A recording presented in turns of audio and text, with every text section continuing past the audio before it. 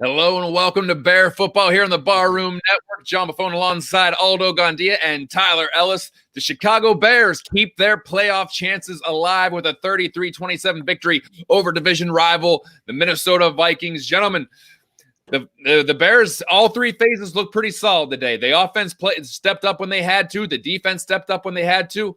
Minor errors on both sides, obviously, but they come out with the victory. They keep their playoff hopes alive. And now I'm sure a lot of Bears fans are glued to the Cardinals-Eagles game to see if the Cardinals can kind of slip up and get the Bears inside the field of 7 for the playoff field. Altogether, though, guys, we talked about, can this team put together an entire performance? Can they close out? They showed that they could salt away, and they had a commitment to the running game we didn't necessarily see in last week's win over the Texans. Even though it was a great win last week over the Texans, we saw David Montgomery only got the ball 11 times. This time, he inched near over 30 carries, I think. So obviously a big change of philosophy there, a successful philosophy. Mr. Trubisky looked efficient with minus that bad interception in the end zone, but all around a good performance from the quarterback. What are your takeaways right after the game, Aldo? Well, I'm proud of the team. They fought hard. I mean, this is a team that's faced a lot of adversity, a lot of internal adversity because of decisions made by the coaching staff, in particular Matt Nagy. Like I said during our halftime report, this season is going to go down as the year that Matt Nagy finally got it, that he's got a quarterback that has certain strengths and he should build this offense around him. And Mitch Trubisky said, we got to get the ball to our playmakers. And he underlined what David Montgomery can do. And David Montgomery had a sensational day. Look at the stats here as I put them up. 29 carries, 141 yards, 2 touchdowns. He had a reception for 16 yards. He went toe-to-toe with Dalvin Cook, who's the NFL's leading rusher, and a guy who a lot of people have been saying Dalvin Cook deserves consideration for MVP because of his season. So Mitch was right. Mitch was right all along. Now, I'm not crowning Mitch and saying he's, Aaron Rodgers or Tom Brady or something like that, but when you look at Mitch Trubisky's development over the years as the Bears quarterback, you got to point the finger at Matt Nagy and ask the question, did he really retard his progress and not embellish it and push it along faster than he should? That's a question that we're going to be continually asking ourselves over the next 2 regular season games of this season. That is a huge question. And kudos to this Chicago Bears defense. This defense was hurt. Akeem Hicks is clearly not 100%. I saw him get blown off the line of scrimmage a couple of times, and that's not Akeem Hicks. You know that he is hurt. You know that Khalil Mack is hurt. You know that we were missing one of our starting cornerbacks. And yet they went up against a Minnesota Vikings team that has a sensational player in Dalvin Cook, that has a sensational rookie in Justin Jefferson, that has a sensational wide receiver in Adam Thielen. Those guys are all pro caliber guys. And so when they score 27 points, we shouldn't sneeze at that. We shouldn't denigrate our defense. This is our defense. This defense plays good. They've had 2 games after the break where they gave up 5 touchdowns in each of those 2 games, but this defense still has a lot of moxie to them. They still have a lot to be proud of. And so, to go to Minnesota and to play toe-to-toe with these Vikings and come off with this 33-27 win, I'm happy. I'm a happy guy right now. Tyler. Man, you gentlemen just said it best, man. I mean, you're proud. The guys came to play. They came to the office. And so even besides emotion, you just saw execution. Aldo, they kind of did what you said that they hoped we wouldn't do. We got a dose of Dalvin Cook. They daggered him right to us. But how about that we actually weathered the freaking storm? The fact that we weathered the storm, and even after that getting stopped, the Mitchell just strike back. We saw it was leadership displayed out there. We got to give credit to Duke Shelley, man. That Duke Shelley stop on 3rd down. It was a stop on 3rd down that led to the they stuffed Cook. You see what I'm saying? It was cohesion on both sides of the football when it mattered most. Let's just take it for what it is. It is what Nagy's gonna get the credit. That's just how it goes. I mean, that coach. But guess what? I don't have a problem with somebody just in their leadership position doing their thing. Stay away from the guys on the field. I mean, just do your role. Everybody's doing their job, John. You got to be proud. But, like, besides that one hiccup, Mitch looked pretty elite to me. He looked pretty elite to me today.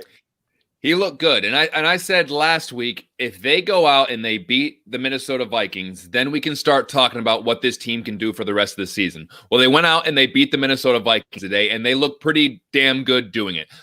Every team has hiccups throughout the game. They were able to overcome that. They were able, like you said, to weather the storm. They did give up a real bad a response drive to the Vikings game, went down and they just punched him in the face. And that I forget who the tight end's name is that scored that touchdown. Yeah, and I was just like, what the hell was that? But then you have Brent Irvin come up and make a big play that put his stamp on the game. So they did enough to beat this team, and they did enough to keep their season alive. And you got to give them credit where credit is due, because it would have been easy for any of these franchises to, after a 6-game losing streak, you say, all right, let's start thinking about the golf course. Let's start talking about free agency. Let's start thinking about the next season. And they're still playing hard, and they're still in it.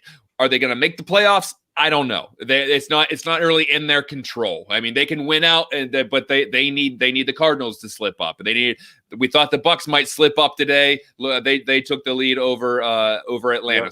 Yeah. So there's a lot of things that have to happen there, and you wish that this, flick of the switch would have happened a couple weeks ago, or even a month ago. But I'm not saying it's all. Listen, I'm not saying it's all because they put Mitch back in. I mean, they are obviously playing better when they put Mitch back in. You can't say it's 100%. They found the right combination in the offensive line. They have Sam Mustipher playing a hell of a good job at center. Whitehair's playing well at guard. You finally put Alex Bars in instead of Rashard Coward. My point is this coaching staff, or I should just say Matt Nagy, is finally adjusting things to his personnel, which has never been his MO. Even last week, whenever they were up by 20-some points, he still refused to run the ball. And I'm not saying that's all him, because we know Bill Lazor's calling the plays, but still, you wish this would have happened a little earlier. You wish that you would have you swallow your pride a little bit earlier, and simplifying some things, or at least putting a game plan in that better suits Mitchell Trubisky, not trying to run that Matt Nagy, Nick Foles offense that we saw for so long. So I think that they are playing as well as they have all year. And so we'll see where that takes them. I'm cautiously optimistic, which is not normally something that I am, but I feel like they are playing as well as they have this whole year. I just wish it would have. I mean, I'm not saying anything that any other Bears fan isn't wishing. I'm wishing it would have happened before that 6-game skid. If we can play the coulda, shoulda, woulda game, if they end up not blowing up against the Detroit Lions, they're in a completely different position right now. If they go and they win one of those games out of the 6, if they can win that overtime game against the Saints, if they can do this, but we're not in the revisionist history yet, or we're not going to go back and play that game yet. We can play that at the end of the season, but we're not going to play that quite yet, because the season's still going on. Although, as far as things that this team did better this week, even as opposed to last week, I think that they showed like I said before, a better commitment to the run game, and they showed a little bit of a mean streak this week. They showed a lot, because the knock on the Bears sometimes have been that this team is soft. They did not look soft today. No, I totally agree with that assessment. They did not look soft, and we said that in our halftime report. Is we got to go out there with that old Chicago Bear style of football that your uncle used to play, Doug Buffone for the Chicago Bears, with Dick Butkus and all those greats. Just go out there with a mean attitude and play really, really hard.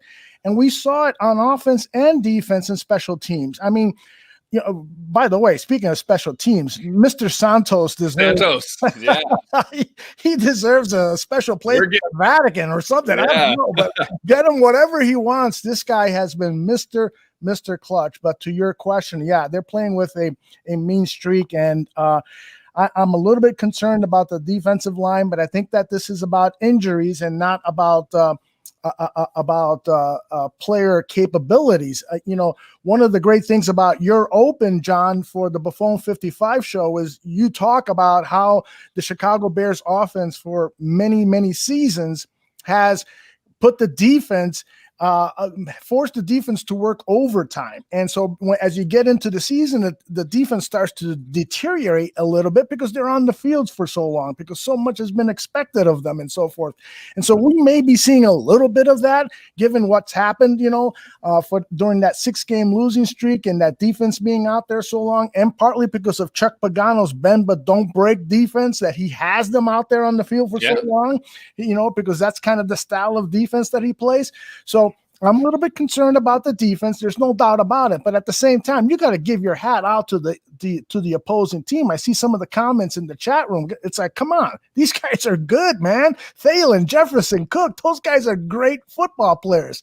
So, but to answer your question, I love the killer instinct they came out with. And I love, I think that there were also some changes to Pagano's defense. He was trying to do some things to cover up the inexperience in the defensive backfield and stuff. So, we'll have to go back and look at the tape and look at some of the analytics. But I think they blitz more than they have in the past to try to disguise some of the things they had going on. So overall, again, I'm really, really pleased with what I saw today.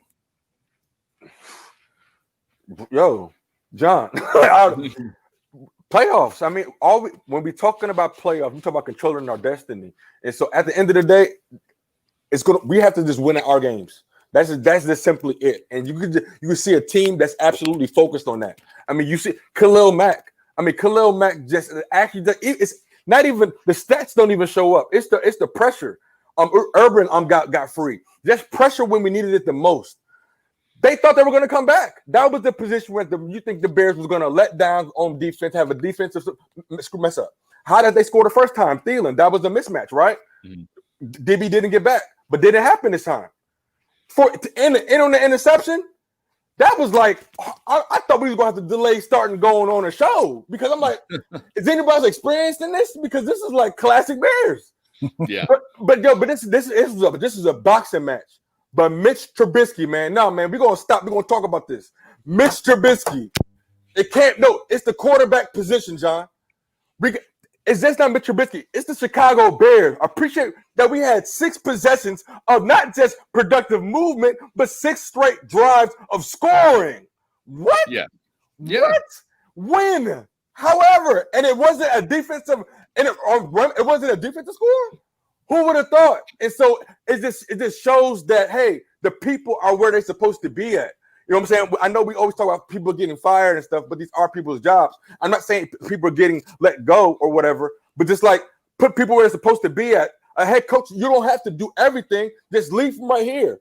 Empower the right people to get the players to play above their potential. The Chicago Bears was a +3.5 underdog. Mm-hmm. You know what I'm saying? Yeah.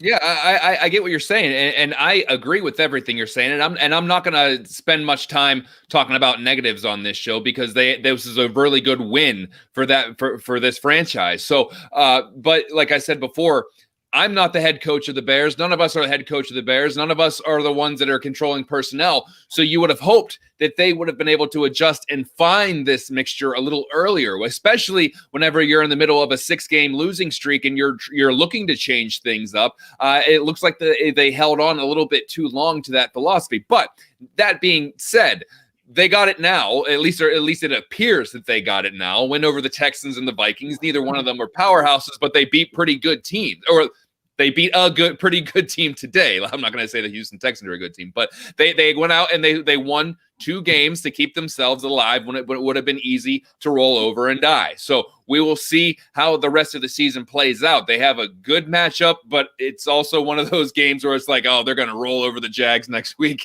And I don't want to put that vex or curse on anybody, because I don't want the Bears season to be derailed because they lost to the Jacksonville Jaguars. So hopefully they can keep this momentum going and beat another team they should beat. And after that, you got to see what the Green Bay Packers are going to be playing for in the last week of the season. We got to see how the seeds how the seeds are going to shake out, how if the Packers need to play their Aaron Rodgers and their starters, if they don't need to, does Green Bay just want to make a stand and keep Chicago out of the playoffs? So they're going to keep their starters in longer. There's a lot to still be shook out here. So but the fact of the matter is, we're 2 weeks away, or 2 games away, really, and they are still in it. They're still in it, and we didn't think that was going to be the case 2 or 3 weeks ago. 32 carries for David Montgomery. Is that enough for you guys? That's getting there. Yeah. It's perfect. Even when he was above like 20, like 21, the fact, I'm like, John, I was like, we really staying consistent today, huh? I said, who would have thought? Just hand the ball off. But like, you got to give it up for the blocking. Cole Kmet, I saw blocking out there. Even when Mitch was back there getting loose with the hips, we saw good blocking. Not that many holding calls that we're used to. All these different things. We didn't shoot ourselves in the foot that much at all. And so, but it was this cohesive view. It was this, man, it just worked. How about Mooney not dropping a pass all season for a rookie? How are the announcers saying that? You just got guys stepping up at the right time. Could have happened before, John. I think Coach got tired of his job being talked about during the press conferences, because they asked him, they said, are you worried about your job? But that's a real question, because when you're on a 6-game winning streak, should be. It's like, do you care, dog? It's like, do you care? Are you going to let go of yourself? And it looks like, okay, Ryan Pace had to go down there like, bro, we just lost to the Packers. Now we lost to the Lions. Come on, after a bye week. Come on, coach. Well, I can't. How am I supposed to defend that? And so something was done. And if that's working, man, let's just ride it. Let's just see what happens, because it's not just that. It wasn't luck. This was a straight, like, boom, boom, boom, boom, boom, boom, boom. Like, we led from the front, John. Yeah. We did play from the front. They built up enough to win this, and they even when the Vikings made their run at the end, I believe that the Bears responded well. It would have been easy for them to be like, oh crap, there's that interception. Defense come up and made a play. So overall, I can't say much more. Very next drive, but the very next drive. That's right. That's special right there, man. Yeah, that's what playoffs can do. And I want to, and now they have a chance to really, now they're not, there's expectations again. We started, and all of a sudden we're expecting the Bears to go, and they're gonna beat the Jaguars, and they're gonna give the Packers a run at the end of the season. If they can close that out, then they make the playoffs. That's like once again, so much easier said than done, but they're trending in the right direction. They have built up the momentum. They built up a game plan that I think it can be successful. It has been successful so far against the Texans and the Vikings. So we'll see, and I think it can be successful against the Jaguars. We'll see. We'll see how it goes up against some of these other teams, but so far, it's working, and I love the fact. And I said this earlier this week. I think David Montgomery was getting a lot of a bad rap from people outside of the Chicago fan sphere, because I was looking at some of these like major sports sites mock drafts, because that we as Bears fans look at mock drafts all the time. But I was looking at some of these mock drafts, and it had the Bears taking a running back in the second round, or taking a running back in the third round, and they're calling David Montgomery clunky, and that he doesn't have any moves to him, and he's kind of a bust since Ryan Pace traded up to get him. And I think anyone who's watched every Bears game or has watched the Bears consistently knows how much BS that is, knows that David Montgomery was working behind an offensive line that couldn't do anything. And finally, when he starts to get a little bit of blocking, when they find the right combination of the offensive line, we see what David Montgomery can do. So as much as everyone is excited for Mitch Trubisky, I'm as excited for David Montgomery, because that's a guy that was getting a lot of unfair treatment from people outside of Chicago, thinking they traded up for this guy. They got rid of Jordan Howard for this guy, and all of a sudden you see what he can do when you put an average line in front of him. So David Montgomery, huge day. He can handle the workload. He can be one of those guys that carries the ball 26, 27, 28, 32 times if need be, because Patterson got banged up, Tariq Cohen was lost for the season, and David Montgomery can shoulder that load. He's the kind of guy that can do that kind of stuff. So I'm very excited about the potential of David Montgomery getting stronger as the season goes along, especially if we start talking about playoff football. Swanky asked the question, what happened on that interception that Mitch Trubisky threw?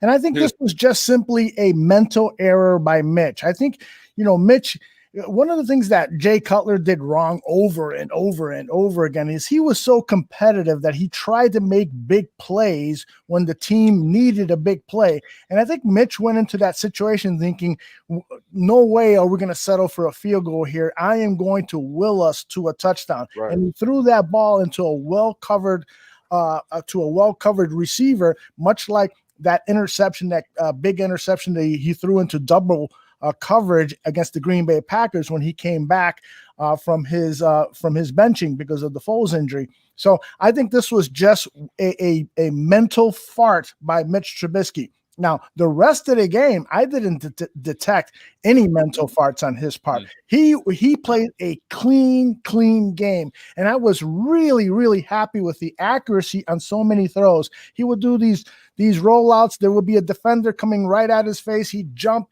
and throw the ball right on the numbers. This was really another impressive performance by Trubisky. This is not just about the team now calling plays that are suited for his strengths. This is about him executing, because you can call all the plays he loves. Hey, Mitch, pick whatever play you want, but he's executing. It's like Bill Lazor and Matt Nagy says, well, now he's earned the right, which is bullshit. He deserved the right to have the playbook tailored to his strengths. The second overall pick. Yes, exactly. So what are you going to tailor it to him from the start? Force feed Andy Reid's playbook down his throat? Come on now. And Matt Nagy said something during this press conference, one of the press conferences earlier in the week. He says, I used to be a quarterback, so I can be a little stubborn sometimes. No shit, Sherlock. You can be too stubborn. You should have breaking news ego in KC and adopted an offense. You should have sat down with your quarterback and said, tell me what you want to do and make that work, because you're trying to mold him into a quarterback that he's not ready to be that now. So, and he could be that quarterback down the line, but he needed to play to his strengths. And now the Chicago Bears have that playbook that is allowing him to do that. Real quick on that. I'll talk very briefly on that interception. At first, I thought he was going back shoulder to Allen Robinson, because I thought that was going to be the only throw in which Allen Robinson could make a play on that. But I also saw J.P. Holt in the same vicinity. So I don't know. I guess I don't know what the routes were. I don't know what they were supposed to be doing. It kind of just went in between them. And like you said, that could have just been a miscommunication, or it could have just been a bad decision, or to trying to will a touchdown there. But to a throw that he did make that impressed me was whenever he got pushed out of the pocket and then they started playing some sandlot football, he waved Allen Robinson to come back to him, and he threw a strike to Allen Robinson on the sidelines that helped move them forward. And that was a hell of a throw, because there was only so many places you could put that ball where Allen Robinson was actually going to catch it, and then we throwing it to a guy like Allen Robinson, you expect him to catch it, and it was a really nice play because he kept his composure. He could have just taken off, but he wanted to throw the ball, and he ended up making a really nice throw to Allen Robinson. Guys, this is exactly what we've been waiting for. This is what we've been expecting to see. This is what Ryan Pace cashed in on, but we're finally being able to see it. Mitch, he's making the decisions. He's making the decisions, and he's executing them. It's really that simple, and you got to give him praise, because we're talking about Mitch Trubisky over the last 3 games making 1 to no mistakes. Think about what we're talking about. When we had like multiple interceptions or maybe a fumble or something that happened. We're talking about our quarterback position leading the team. Like you said, that was a jump pass touchdown, the first goal of the game. Like, where they teach that at? That's what's up. That's Mitch being him. Yeah. No, we got to give it up. Like, yo, this dude is like, we got guys. Shout out to everybody in the chat room. Thanks everybody for tuning in, and we appreciate y'all.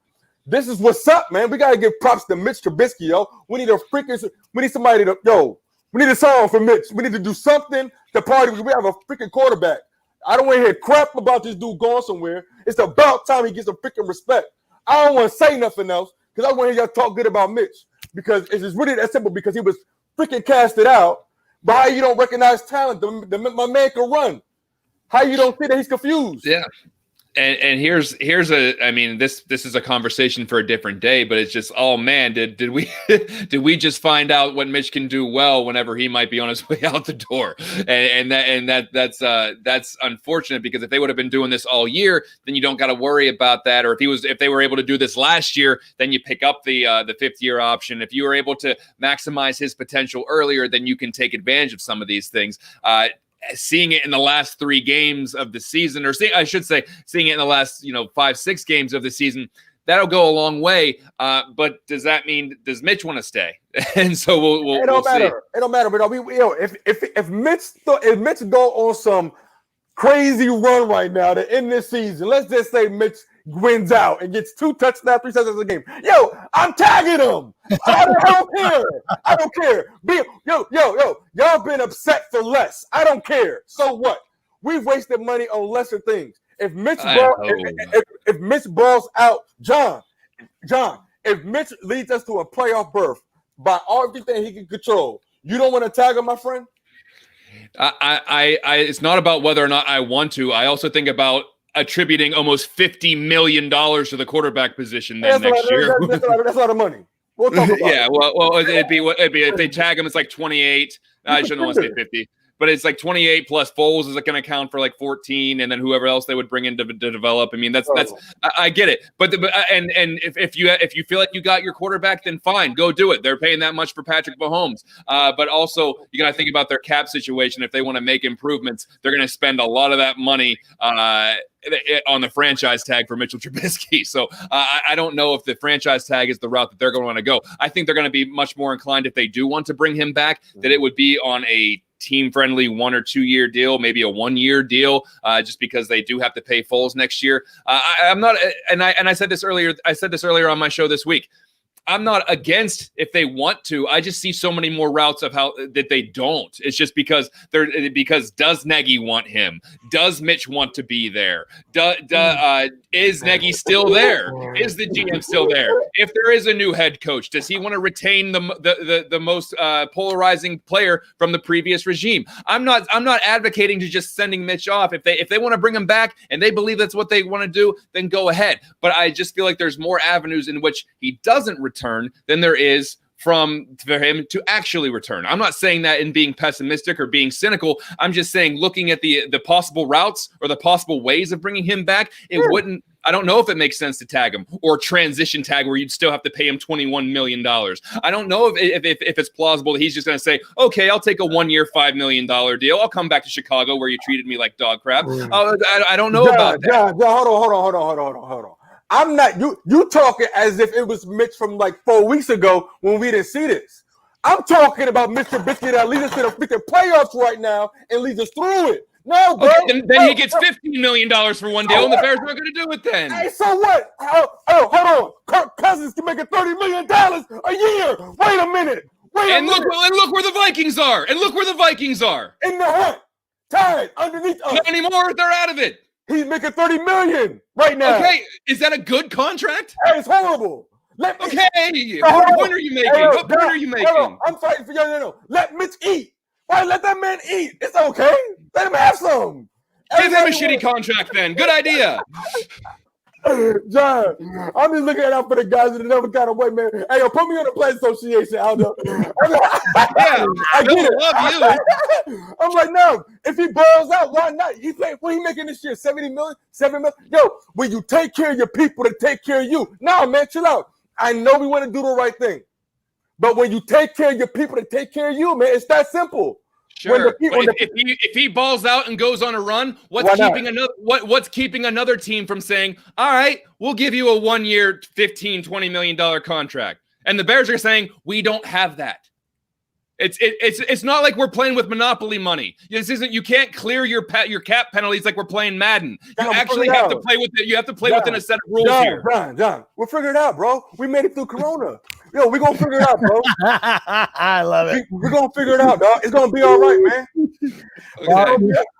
The thing is that, and I think I mentioned this on Buffon 55, is Mike McCarthy was the player agent, was a guest on the Gabriel Schuster Talk Bears show here on the Barroom Network. And he said, if you really want a player on your team, you can make it work financially. Now, there's tough decisions that come along with that. Coming from an agent. Yes, exactly. That's a good point.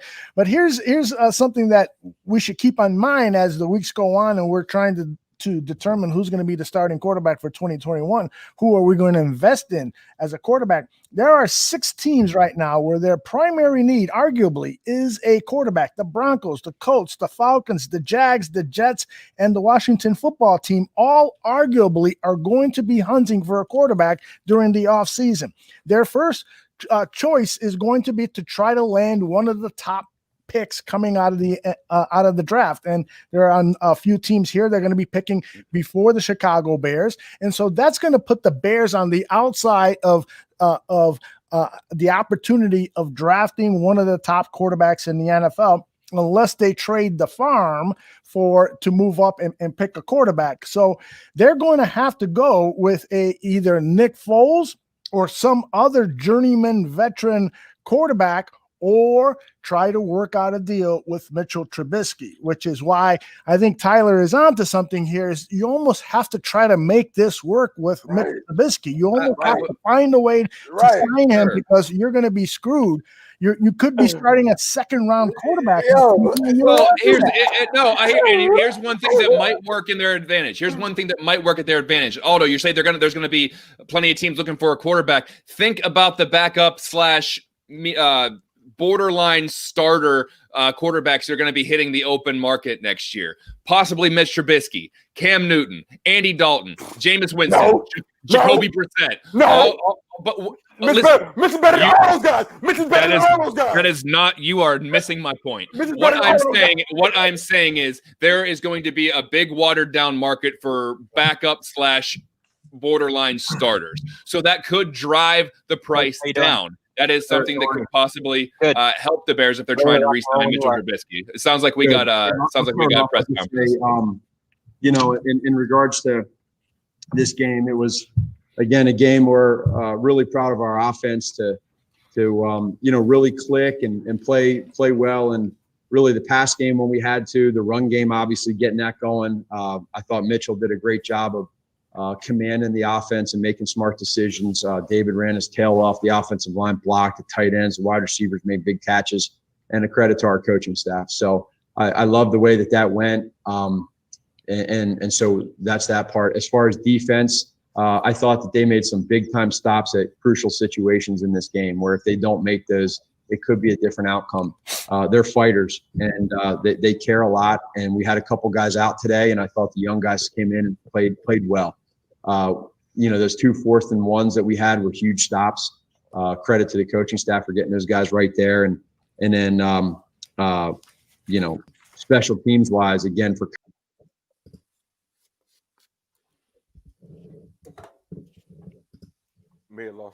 some audio. There we go.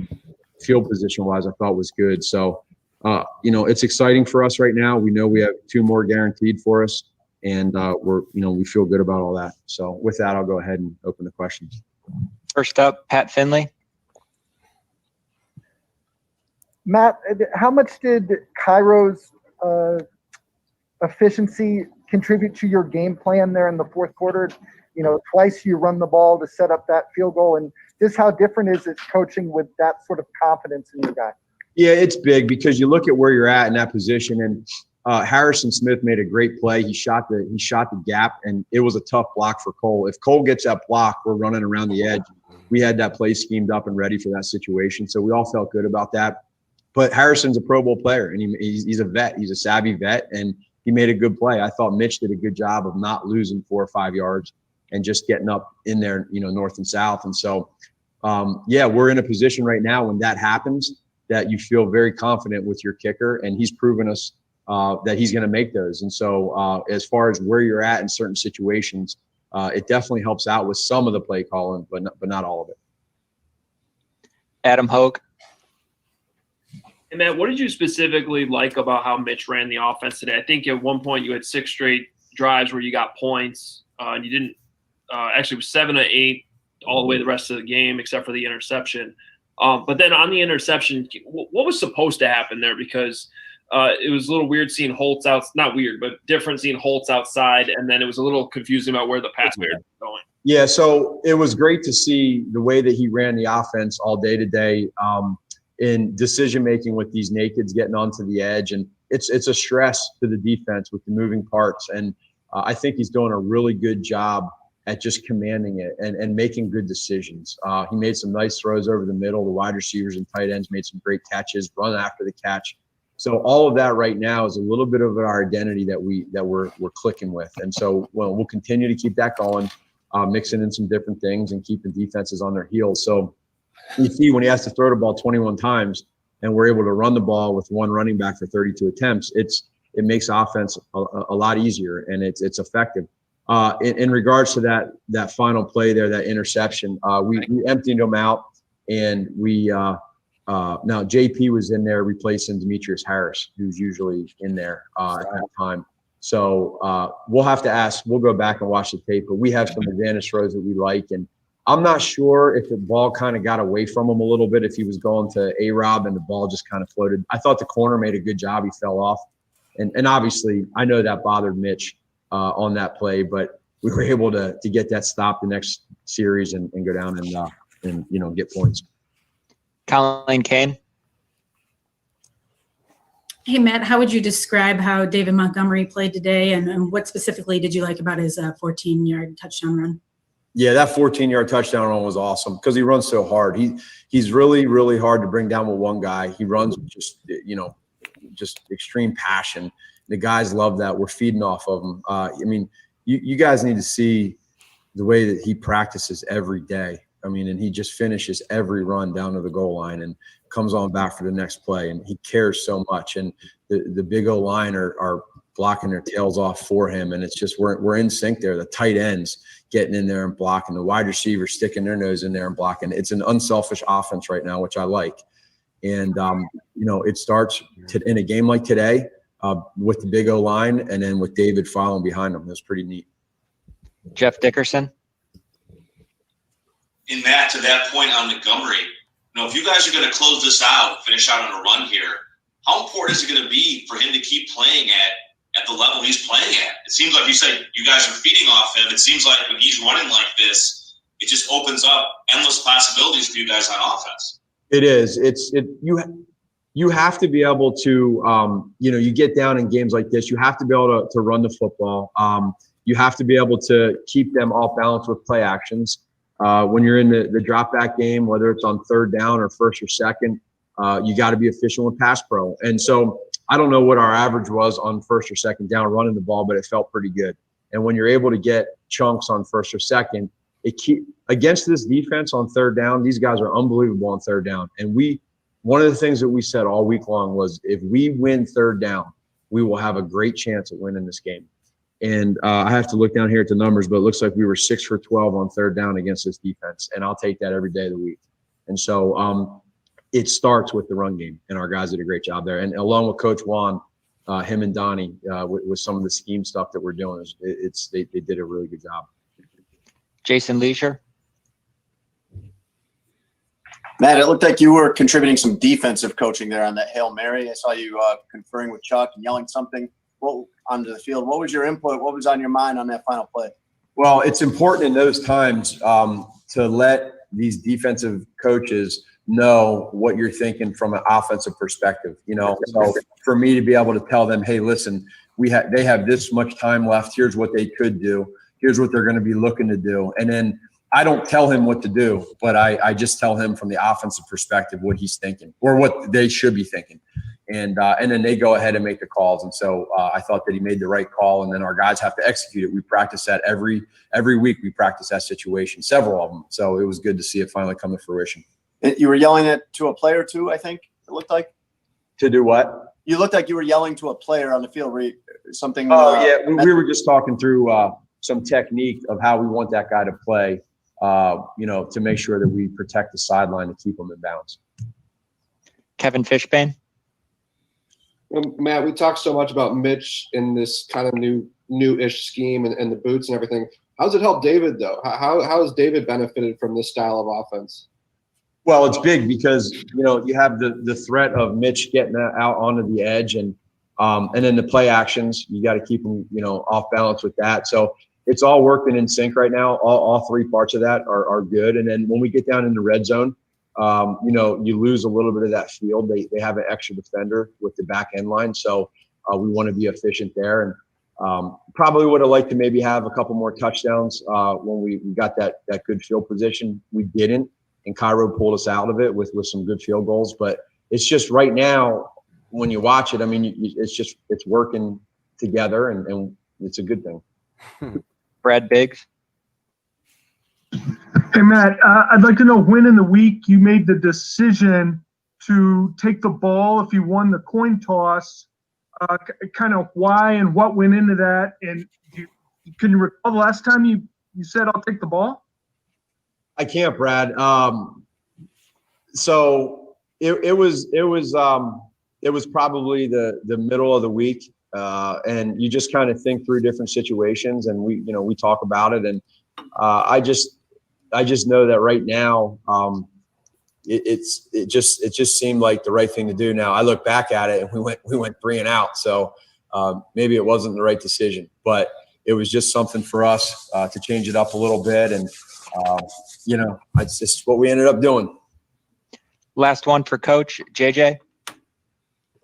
Matt, we've talked to you over the years about you wanting Mitch's eyes to be where your eyes are. Over the last couple of games, has that been something you've seen out of him, that his eyes are going where your eyes are going on these plays? Yeah, he's doing a good job with that. He's in a place right now throughout the weeks where he's just really as we've talked about, we're all collaborating, talking through schematics of what, the plays and what we like, what he feels good with. And not that we haven't been doing that before, but you can obviously see that some of the stuff is a little different. And so it's fitting us, and it's working. And so what we got to do now is just make sure that we don't get stale with it, and that we always try to stay one step ahead of these defenses, because you start having tendencies in what you do. And so we want to help him out. We want to help our offense out. And I want to credit our coaching staff on offense for really, working through all this, staying together, and all of us just having a lot of input. That part's been good. Thanks, Coach. So I'm going to ask you guys a question, because I always like to take a look at the other person's point of view, right? Matt Nagy came to the Chicago Bears fully acknowledging that he was going to be learning on the job. He had no head coaching experience. He had 6 games of calling plays in the NFL. He has, to his credit, he has continually said, I've got to do better. I got to learn how to do that. I got to, he's been accountable for some of the things. Now, there's no doubt that he was slow in making adjustments. There's no doubt that he, you could call it ego, stubbornness, whatever you want, that he was slow in getting this offense to gel, utilizing the strengths of the personnel that he had. But my question to both of you guys is, do you think that Matt Nagy, and I'd love to hear the comments in the chat room, I'll put them up on the screen. Do you think that Matt Nagy's career as a head coach for the Chicago Bears is salvageable, that you will feel good and confident about him being the head coach in 2021 and beyond, given that he is finally making the changes that we all saw he should have made a while ago? I'm gonna say yeah. I'm gonna say yes. It's salvageable. I'm gonna say yes, real quick, John. Real quick, just because of the fact of the results. Let's just say that was a 6-minute interview. That was probably three of the best 3 minutes I've gotten from coach. And I actually got what I needed to actually have even more respect for him. Aldo, he said, I'm not telling my coach what to do. I'm just telling him what I see from an offensive perspective. Ladies and gentlemen, that is what you want from your head coach. Somebody just to cast the vision of what he sees and leaves it for you to go out there and see for what it is. When he's not calling plays and trying to cast a vision and trying to do all these things, That's what messes things up, and you can't. And then you got to develop a high-rated quarterback that you inherited. That's a lot of responsibility for a first-time head coach and a true-time play caller. And so now that we simplified his position, he's able to come in here and say, "Laser, this is all I'm saying, bro," and then just move Michael Jackson back up out of there, bro, and just let my man work. That's awesome stuff, Aldo. And I was like, wow, he's shown to be selfless. If he's doing that, that means he's willing to let go of his ego. And ain't nothing better than that. You could lead from the front by leading from the back. You empower the people to do what they're supposed to do. The quarterback coach, all these different positions. And so I think it's salvageable if we continue to produce, because it's the special teams and the defense. It's not like just the Mitchell playing better. The defense, remember, was bleeding for a little bit. They was leaking. They seemed to plug that gap. One of the best running backs in the league. Adrian Peterson tore us a new one. And so we got to give respect to the leaders are in a position. Everybody's stepping up. Players are playing above their potential, above what we expected. Mooney, consistency from David Montgomery, consistency. Cole Kmet. We're getting consistent things, and so it is because as a unit, that's what I see. John, I know that I have taken on the role of curmudgeon-y old man, despite maybe clearly, despite the fact Aldo is the curmudgeon-y old man. However, I think if you are going to give him another season, this could be one of those turning points where you say, I had to check my ego. I didn't have all the answers. I can't be such a, well, I would just say jerk in these press conferences whenever we lose and not give any answers and pretend like I'm the smartest man in the room and give the same cookie cutter responses for everything. Tyler, like you said, that was probably the most productive press conference I've heard in a while. Now that is coming off a win, so it's a lot easier to do that kind of thing. But maybe if, and this is a small sample size, guys, we're talking about two wins after a terrible meltdown against the Detroit Lions. But to say this could be a turning point where it says, I can't be the play caller. I can't be doing this. And although you might get your wish with John DeFilippo getting a full year and a full offseason with Mitchell Trubisky, that might happen. I need, if they decide to retain him, and I'm still not sold that they will, but if they do, then I need a bigger sample size to see, did he really learn his lesson? Did he really change things? Or did he do enough to save his job? And then all of a sudden, Mitch Trubisky's throwing it 50 times a game and they run it 4 times next year in week 1. I'm just going to need a bigger sample size of that if they are going to retain him. And I think that a lot will come out in the next 2 weeks if they take care of business with the Jaguars and they take care of business with the Packers, and that's a big if they're able to do that and they're still sticking to this game plan, maybe. Because I think at some point you realize in the NFL that if you're going to have this self-preservation, you need to adapt.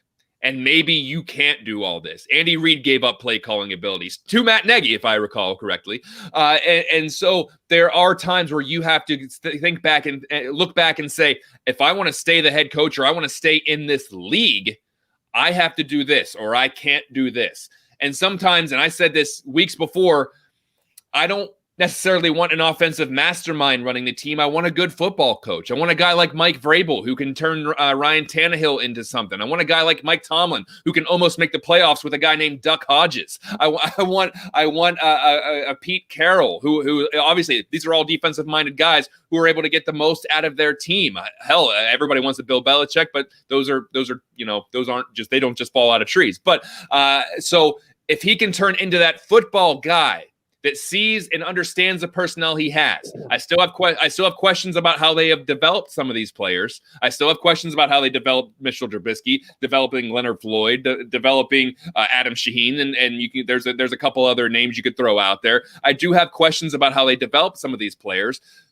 but if he can really kind of turn this new leaf over. And I don't want to give myself back into this toxic relationship yet. I don't want to just be like, oh, you've changed and run back. And, I got the flowers and the beautiful dinner and things like that. And then all of a sudden it goes back to what it was before. I'm not quite ready. I'm not quite there yet.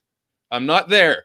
But I think the next 2 weeks will speak volumes on if they're really committed to change, if they really are changed. And I'm still talking about Matt Nagy, not my past relationship. I'm talking about, are they really changed?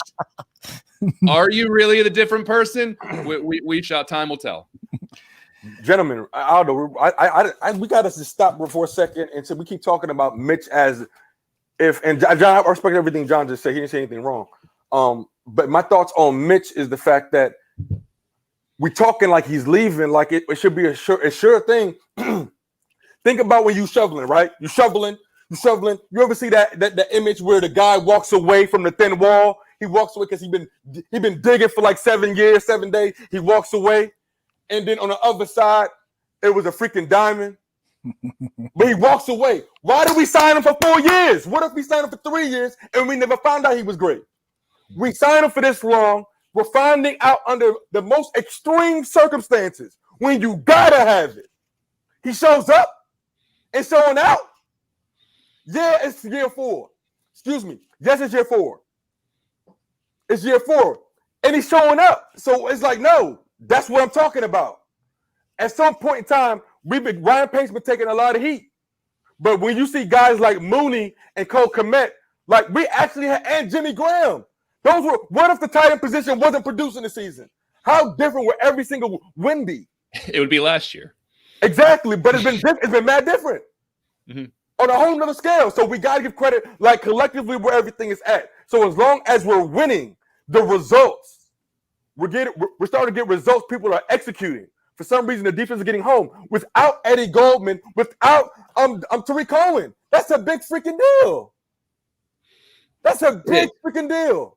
It is. And I will say this rookie class for the Bears has been performing well. You look at the output of guys like Jalen Johnson when they finally decided. And another one of those mistakes is that if you ask me is why was Cole Kmet not on the field earlier? Now, if you want to talk about how cerebral he is and how well he grasped the offense, and after every game they say he should be out there more, well, then put him out there more.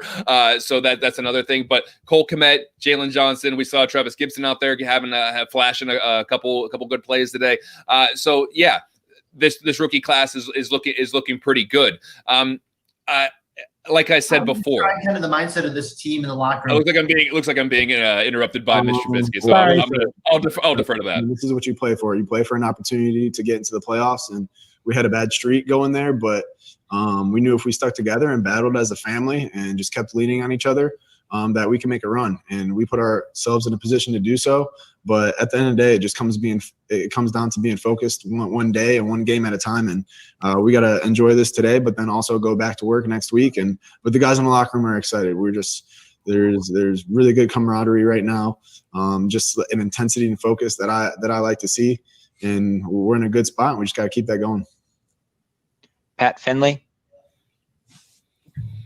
Hey, Mitch, I'm curious what happened in the end zone on the pick. Matt said he thought maybe the ball got away from you, but that he had wanted to ask you. So I figured I would.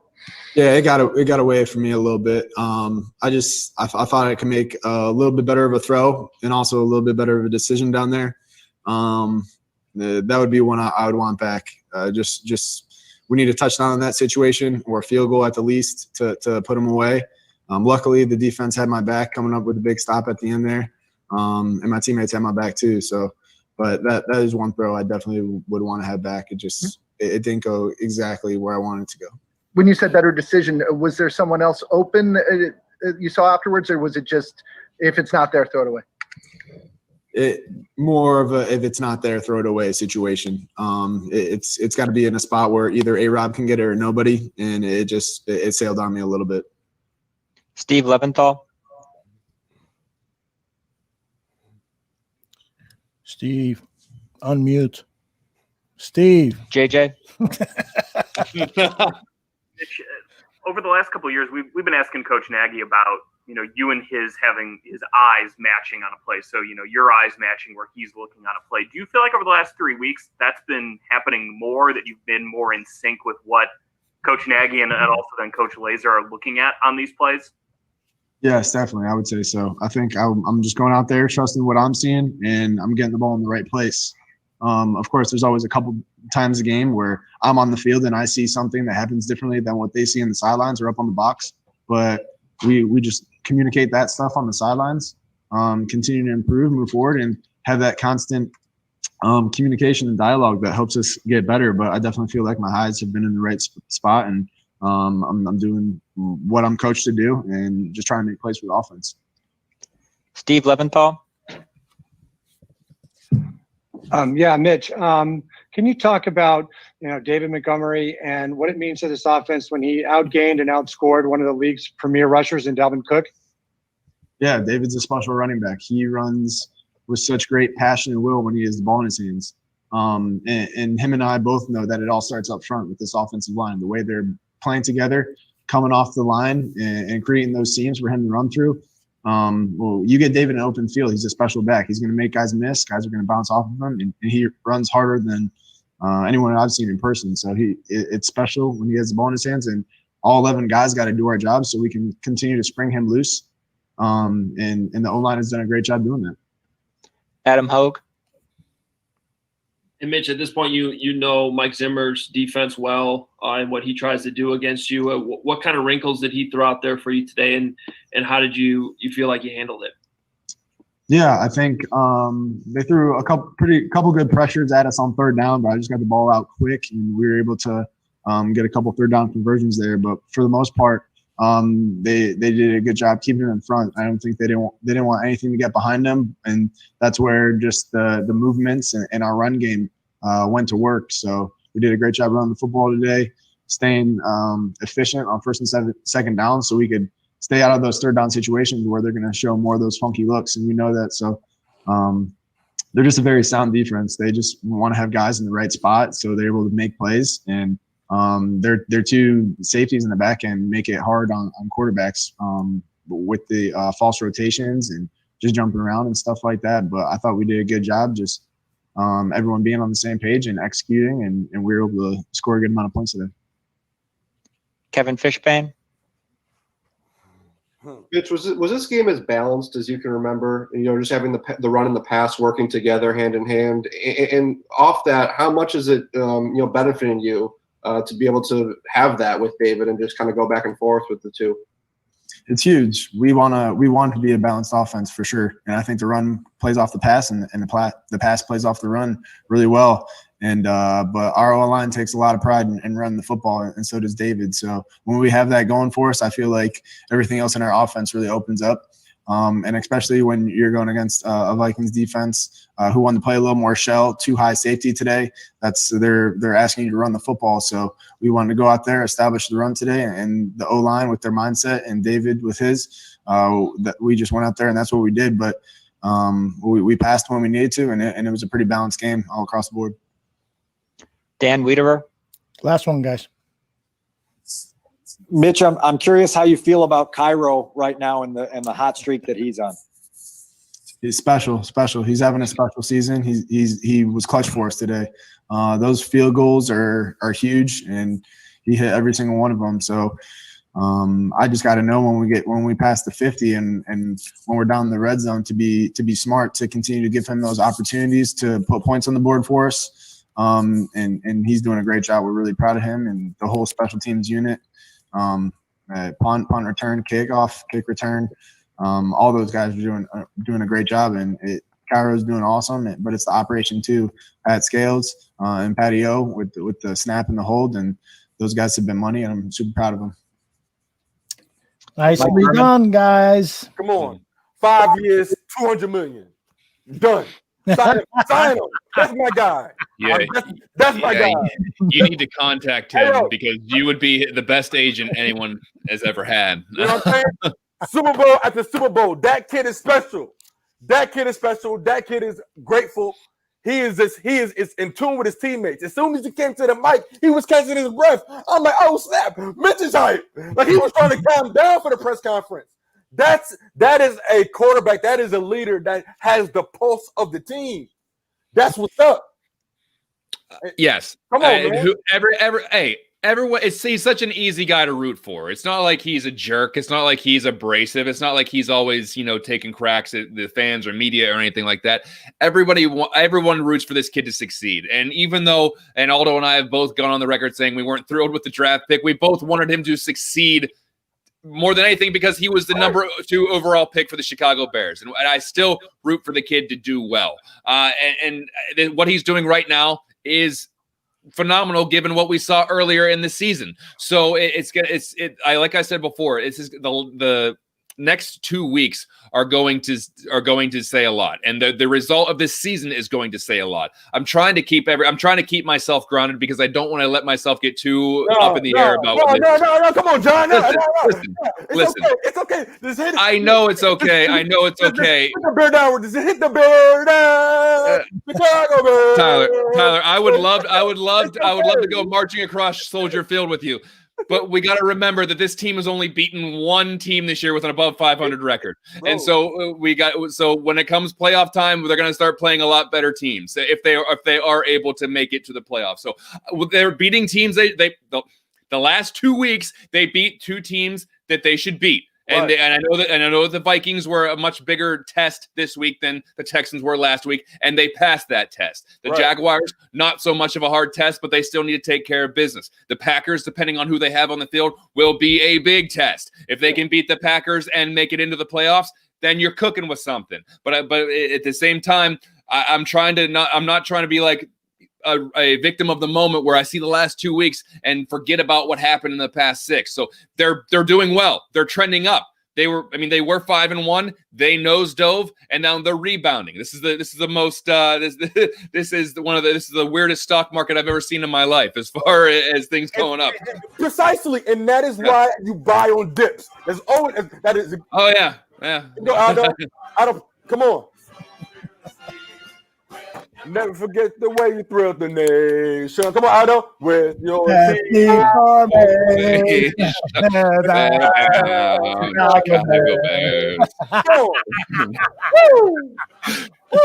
That needs to be saved for a better occasion. It should be every single game because it's a privilege to play this game, bro. And so it's not guaranteed to get a game every week. Yeah. I don't know if we should be playing it when they're going 7-7, but that's fine. This is Chicago, man. Yeah, I know.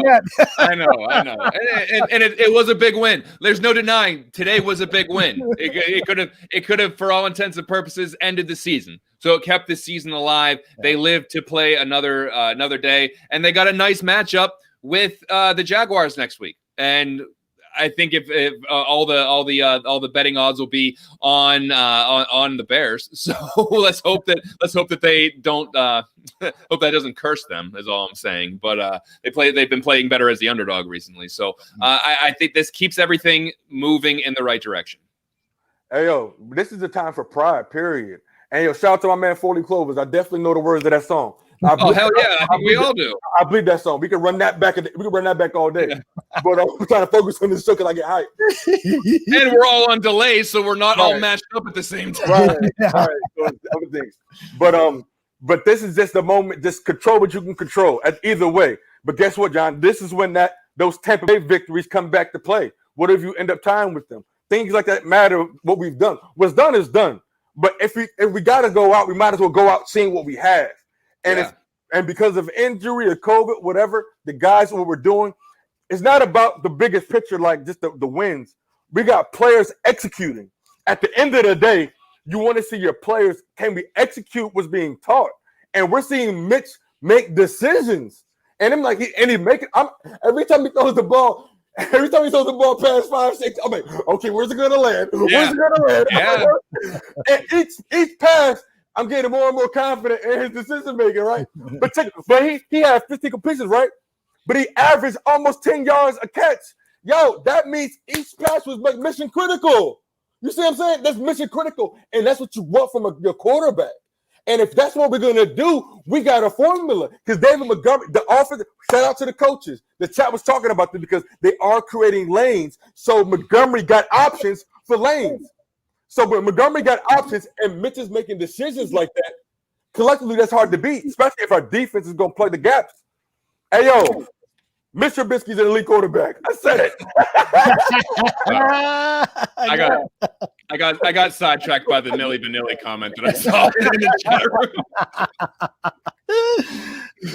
Yeah, I got sidetracked by that, but yeah, I want to be on this movement, this positive movement, and I liked what I saw last week. I like what I saw this week. I like what I saw this week even more than, even though they won by more points last week. I like what I saw this week a little bit more because I liked the commitment to the run game. It was balanced, and the defense made plays when they had to make a play. The offense made a play when they had to make a play. These teams were going back and forth for a little while, trading scores, and everybody answered the bell when they had to. So I liked seeing that because they weren't really pushed too much by the Houston Texans. They were pushed a little bit today, and they responded well. So I don't know how much they're going to get pushed by the Jaguars. We've seen the Jaguars play some good teams tough though. So I don't want to turn this into let's look ahead to Week 17 whenever the Bears just need that win to get into the playoffs. We're also assuming that the Cardinals are going to lose at some point as well. They got to play the Rams.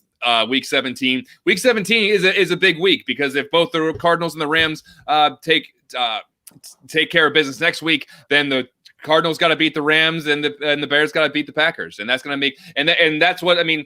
We're talking fun NFL football, and the fact that the Bears are going to be in a meaningful game, potentially, not counting my eggs before they're hatched, potentially playing in a serious game in Week 17 to get them into the playoffs at the beginning of the year.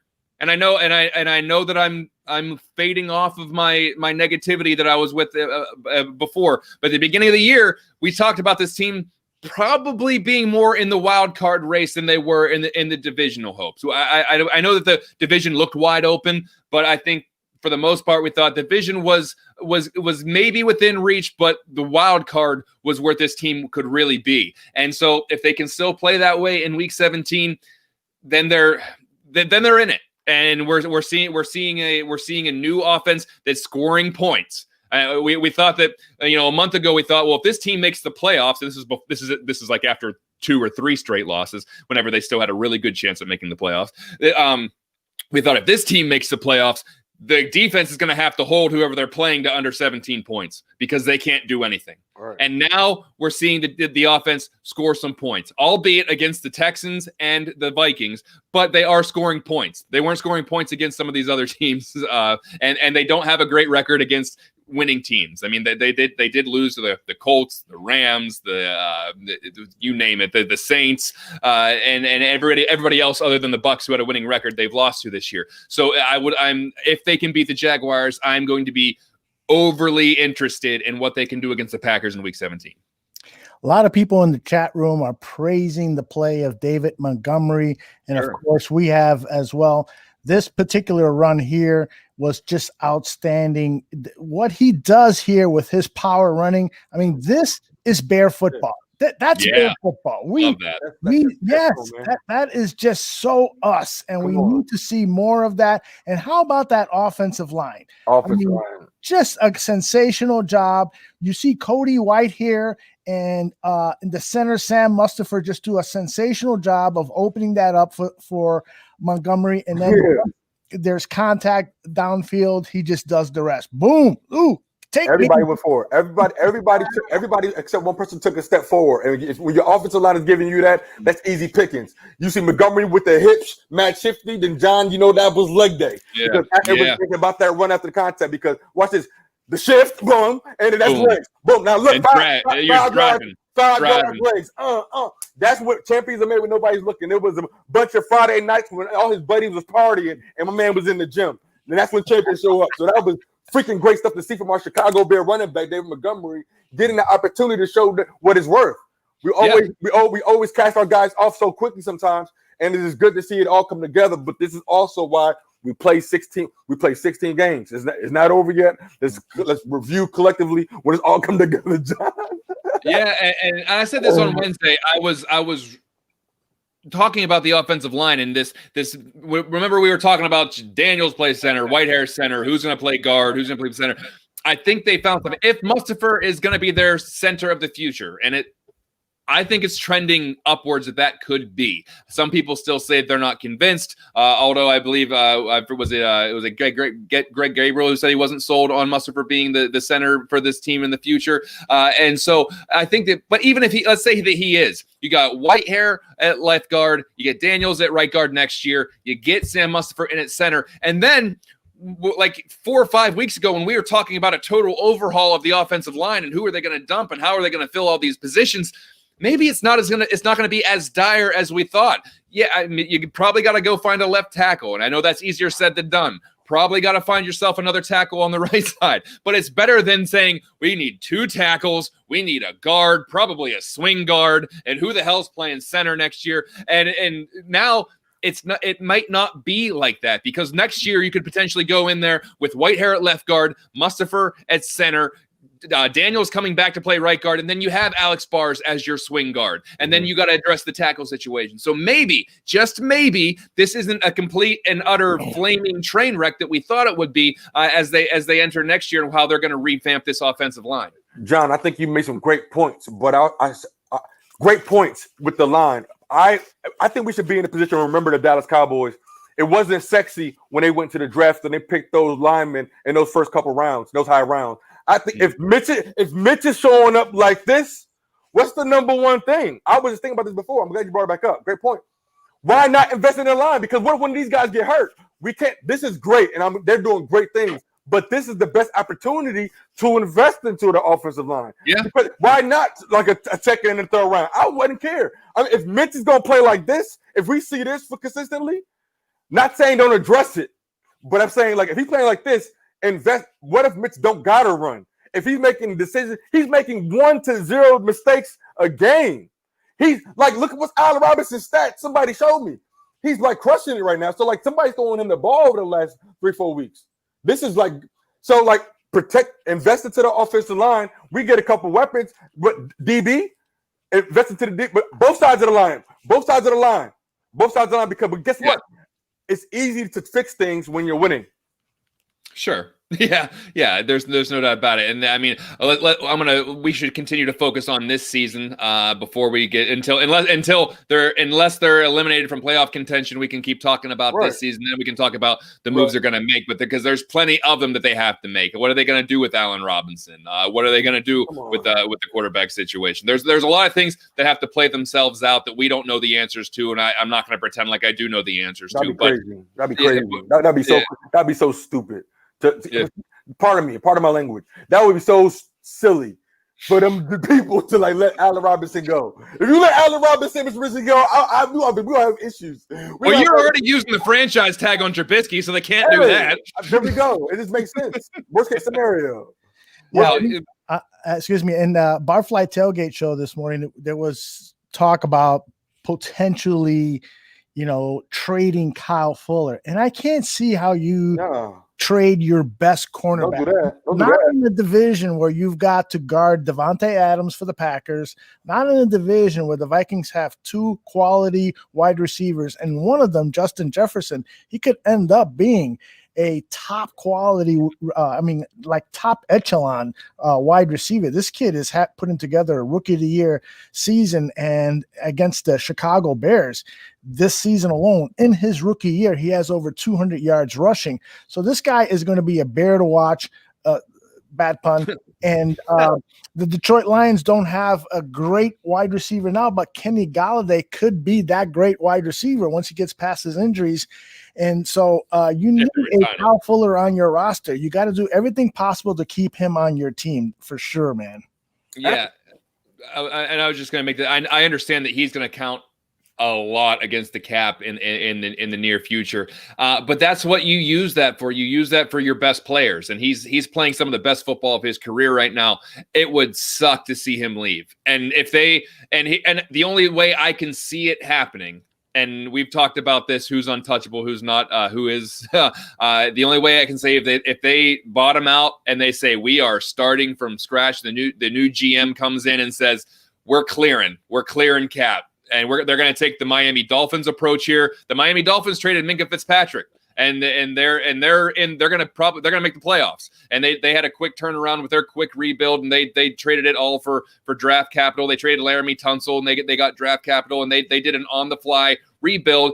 But they hit on the quarterback as well with Tua Tagovailoa. So they got good quarterback play out of Fitzpatrick too. So they were able to do that kind of thing. That's the only way that I think that you go and trade Kyle Fuller, because if you're still in win now mode, you don't trade your win now players. Okay, cool. just like whenever they re-signed Danny Trevathan, they go out and they get Jimmy Graham, and they don't sign Kwiatkowski because they bring Trevathan back. That was a win now move. So if they retain Ryan Pace and Matt Nagy, I doubt they're retaining them to say, okay, guys, rebuild it. I doubt that hey, what you broke, we need you to rebuild it now. That doesn't happen. So if they're retaining Pace and Nagy, I believe that they're going to probably try to keep that win now mentality, and I don't think you see Kyle Fuller move.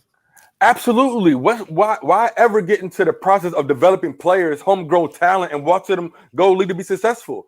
I mean, that's you get too busy. We can't be so business minded. Hopefully, like last year was Kyle Fuller's full year of being like, yo, he's a Pro Bowl that dude. Like, he's that dude.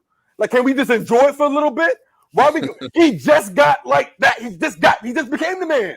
Can we have a couple years of that? Can we just have that side of the field shut down, John? We don't have to give him away so fast, because it creates another need, ladies and gentlemen. We don't have to create needs. Why? Let's win a freaking Super Bowl first. What's the objective here? Let's just win.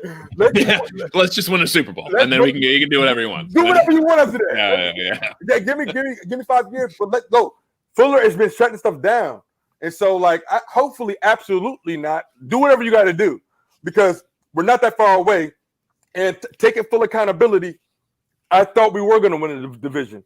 Because when you go back and you look at some of those games that we lost by one possession games, those are games I thought that we just had the talent to overcome. Yeah. I thought that we had the talent, but not only did we not play to our talent level, we played below our potential. Like, we were just playing bad. But now we got guys that's stepping up. So it's been a shift, and so I think it's cool to get on this roller coaster, regardless what the playoffs we can't control.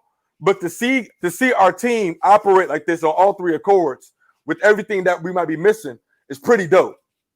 Yeah. Aldo, what do you got? I wanted to ask about it's fun to talk about the future of the team, and when I look at the future of the team, and I know that John looks at Tyler and me and raises that eyebrow, but when I look at the future of the team, I have to pray that Mitch Trubisky is the future quarterback, because you've put the investment into him.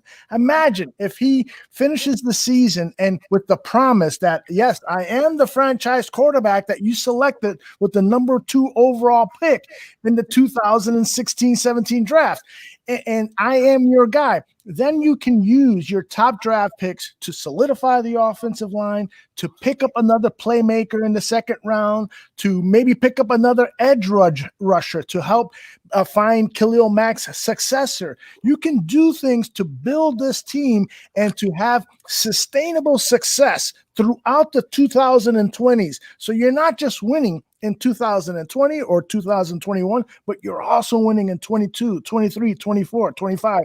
That's why we all have to get down on our knees and say a prayer that Mitch Trubisky is that guy, that these next 2 games, he comes out there and proves to us, and proves most and foremost to the Chicago Bears organization that they should invest whatever it's going to take to get him to stay with the Chicago Bears, because right now he is in control. When you didn't pick up that 5th-year option, he now is in control. So that kind of cocky attitude that he has when he's talking to the media during the week is because he knows he's in control, baby. Yeah, and I don't disagree with anything you just said. And I'm not going to raise an eyebrow to say that I also want Mitch Trubisky. I've always wanted Mitch Trubisky to be the guy that's going to be here for 10, 15 years and lead the Bears to consecutive playoff years and Super Bowls, if I dare say that.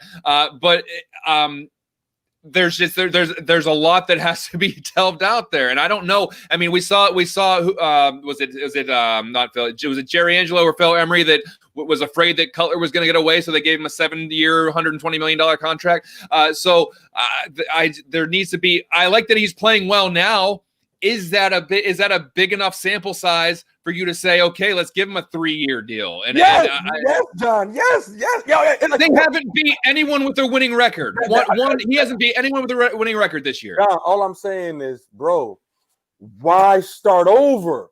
Why? I'm not saying you have to. I'm not saying you have to. I'm not saying it has to be a long-term commitment right now. If Mitch is not, I'm just talking. If anybody's talking about Mitch not being here, why freaking start over? The freaking thing is working. Like if we got a glimpse of a heartbeat, like, oh snap, we knew we had good players. That's why we was talking about the heat was on the coach. Like we know we got youth on our side, but the fact that now it's executing, I'm more to the ladder of figure that money out. I don't care. Keep winning games in the meantime, because it doesn't make sense to draft these guys and finally make them attractive and let them walk out the freaking door. I agree. When we haven't won a freaking ring in so long. I agree. And I think that if Mitch Trubisky plays well for the rest of the season, he goes out and he dominates the Jacksonville Jaguars, he goes and he beats the Green Bay Packers on week 17, they can't really control whether or not they get into the playoffs. We're hoping that the Cardinals slip up. If they beat the Packers and he goes out and he plays well in a playoff game, or he goes out strong, talk about bringing him back if that's what they want to do. Talk about bringing him back and trying to see if you can get it work. But like Aldo said, they did decline the 5th-year option. They did bench him. Right. So, and he does have the power now. So now it's not. I'm saying, oh, you have to rebuild. You have to bring something else in. But what I'm saying is, I don't want to jump in. I don't want to jump into a long-term commitment after was this 3-4 games he's been back, and we went 2-2, and so I don't want to say that you have to say, oh, okay, give this guy like a 5-year deal, because we don't know.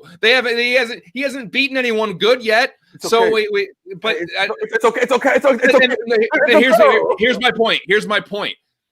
If they were actually thinking about this before, I wish they just would have brought him back earlier then, because he could have played against the Saints. He could have played against the Titans. He could have played against the Rams, or he could have played against some of these other teams that are going to make the playoffs. And that would have been a sample size worth looking over.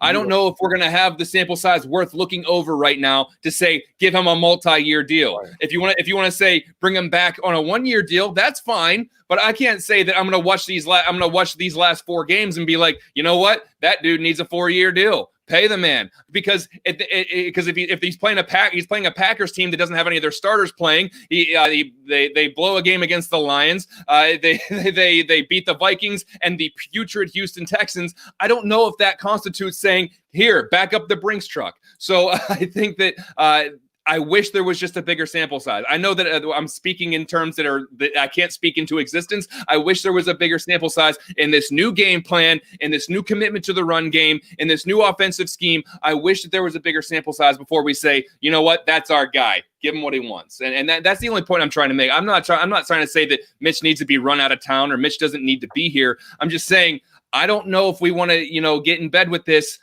after a strong finish of the season, where we knew that the back end of the Bears schedule was going to be light. And so we're playing well against. We're playing. Mitch ain't lose those games. Mitch ain't lose those games. You're not listening. You're not listening to what I'm saying. I'm saying is, we knew that the Bears could make. We knew that the Bears were going to try to make hay in the back part of their schedule, because the heart of it was going to be really tough when you play the Titans, the Saints, the Rams, and they had an early game against the Colts. We knew the heart of that schedule was going to be tough, and then they could really make hay in the back end. Well, they're doing that, but they also lost a couple games they should not have lost. So now we're going to have a very small sample size to see, is this new Mitch and this new game plan and this new mentality and this pissed off at me against the world kind of thing? Is this going to be long term? Is this going to be for the next 10 years of his career? I don't know, and I don't think anyone knows that. I don't think anyone can watch these last 3 games and say that's going to be the guy for the next 3 or 4 years. I don't think anyone with any who isn't just trying to push an agenda can say that's our guy, that's going to be the guy for the next 10 years, because we haven't seen it against a great team yet. John, you're playing my emotions, man. So I just one minute I'm thinking you're happy, then the next minute I'm happy. I am happy. I'm like, wait, hold on, what's going on? I thought we was here, and I'm like, wait a minute, bro. It's good. It is good. It's all good right now. I'm just saying. I'm seeing it from a perspective that, like, all right, check it out. Let me see. Oh, Kirk Cousins, you getting paid. Teddy Bridgewater, you getting paid. Just because bad guys get contracts doesn't mean the Bears should follow suit. No. Hold on. Everybody eats, B. Everybody eats, B. And Mitch is putting it in that. No, I know. I get it, John. You want to be the right. You want to do the right thing. Well, guess what? I got Spike Lee right here. And this is the NFL, not the USSR. Not everybody makes the same amount of money. This is what I'm saying. But this is what I'm saying. I'm using that mentality to say this, John. I'm glad that it went this route. The fact that he got benched, bro, it needed to be taken away. If they didn't decline the 5th-year option, that's the risk you take. Sometimes you got to get punched in the face and sat down. Sometimes that's what God do. God will humble you real quick when you think you made it. Mitch sat back and thought about what was happening. Now he's delivering on the money when it counts, when it matters, when the pressure hits. Like Icky Johnson said, what you gonna do?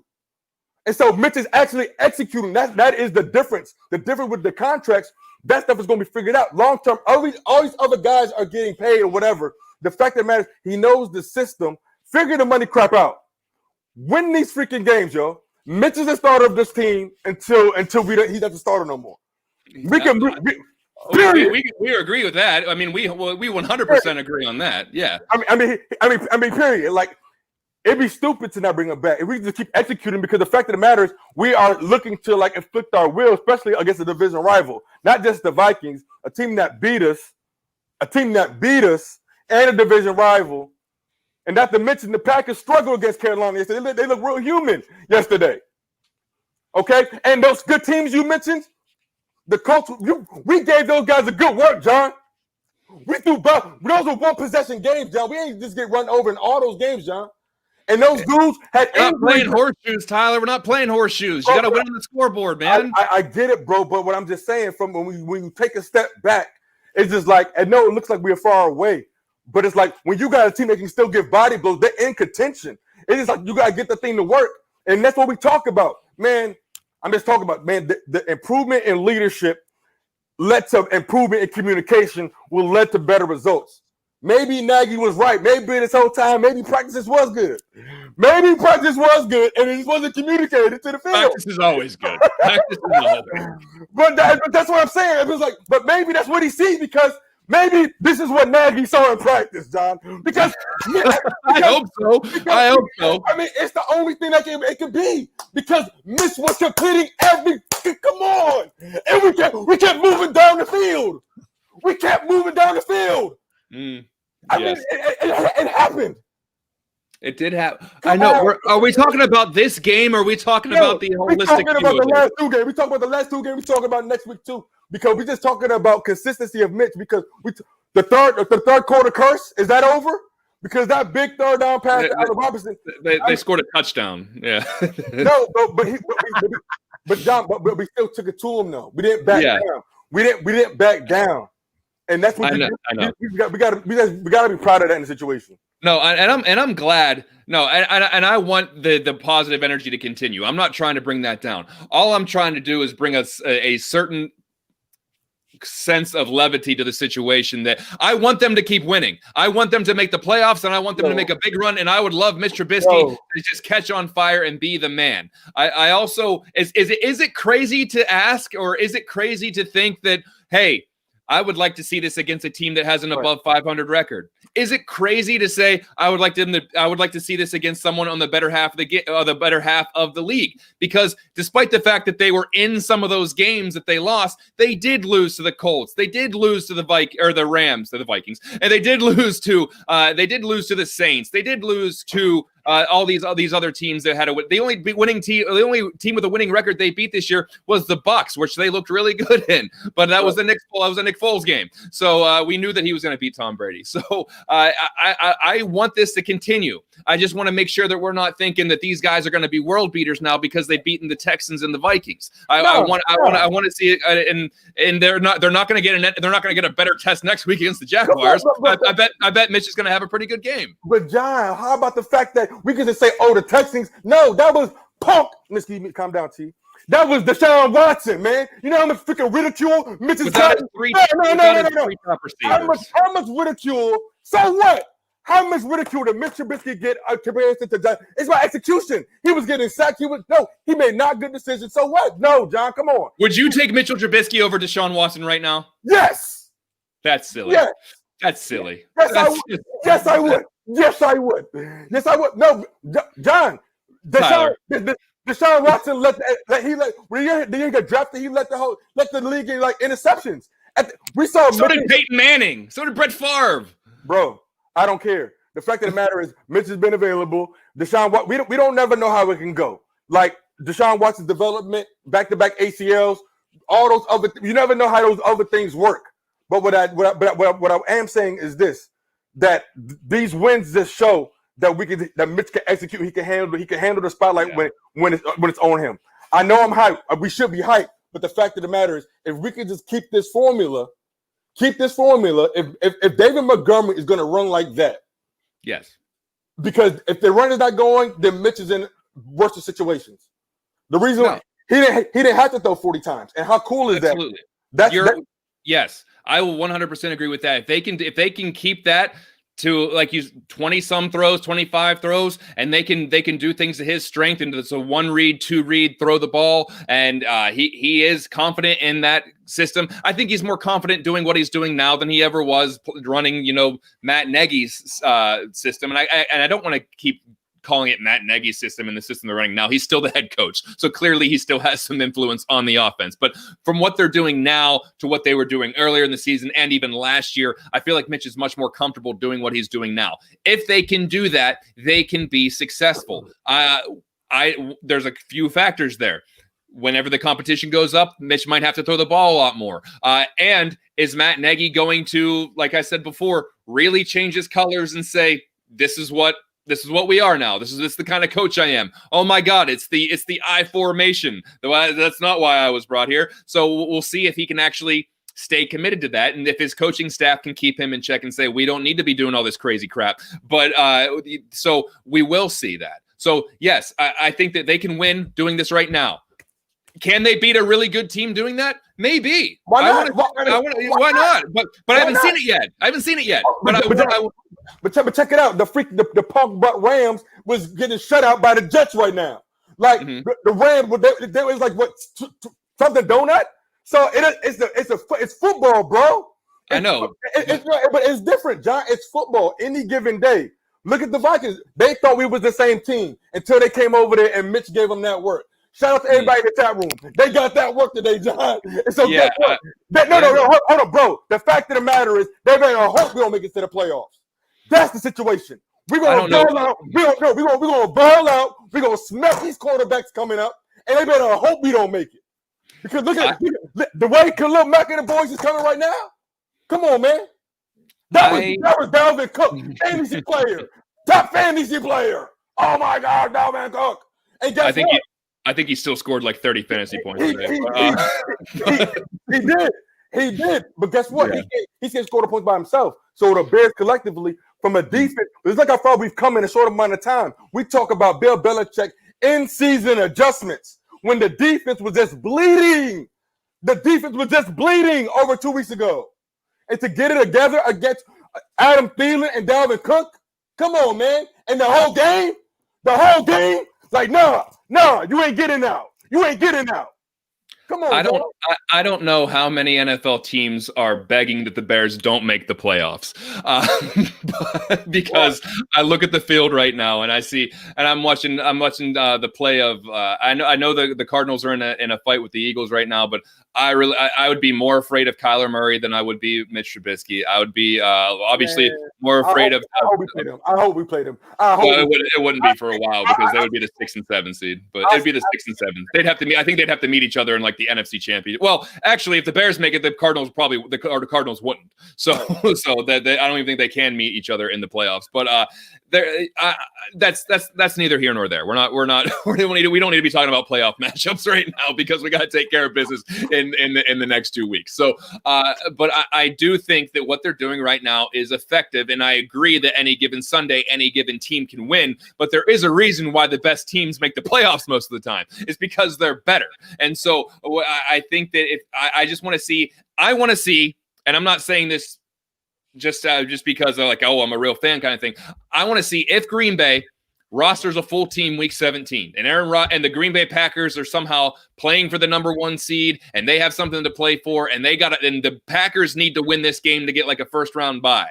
And the Bears need this game to get into the playoffs. And it's going to be just a straight up, Packers-Bears game. That will say, I think, a lot more than the last 2 weeks will. Because then you see how Mitch Trubisky handles beating the Packers in a must-win game, which we know the Bears don't always do historically well in, and we know that sometimes they fall apart in those kind of situations against the Packers. If Mitch Trubisky can do that, which he has beaten the Packers for the division before, he has beaten the Packers to clinch the division before. If he can do that, that will speak volumes about whether or not he could be in the long-term plans, at least for next year. So if Mitch balls out in that last game, if he balls out, and they beat the Packers, that's real. That's real. That's beating a Super Bowl contending team to who has to win that game, and then that gets your team into the playoffs. That's a very high pressure situation, which requires a little extra gusto, right, so to speak. If he can do that, listen, right, that answers my question. Right. So, Aldo, are you awake yet? Where you been, bud? There you. Safe. I love it, man. You guys going at it. I love this debate. Somebody in the chat room said this is like being at the neighborhood bar, which we can't be at nowadays because of COVID. This is like being at the neighborhood bar and having good, friendly, good-natured debate about our team, the team that we love, the Chicago Bears. And we could go on for another hour, another 2 hours, another 3 hours, but we're not. It is time to kind of start to wrap things up, guys. So why don't we go around the horn and get final thoughts? Why don't we begin with you, Tyler? Oh, man. First of all, just all praises to my Heavenly Father, Jesus Christ. Just super proud and grateful to be part of a network that's out there trying to just put out declaring what we see in our team that we love. And so at the end of the day, this is what we want. We want the players that we root for to be in a situation to be great. That's how you become great. Any champion, anybody that's ever tried to play sports, you've wanted to be in that moment where it's like, man, it's me versus them, or just like you got to overcome adversity. So the fact that like even the last 15 seconds of the game, that's real.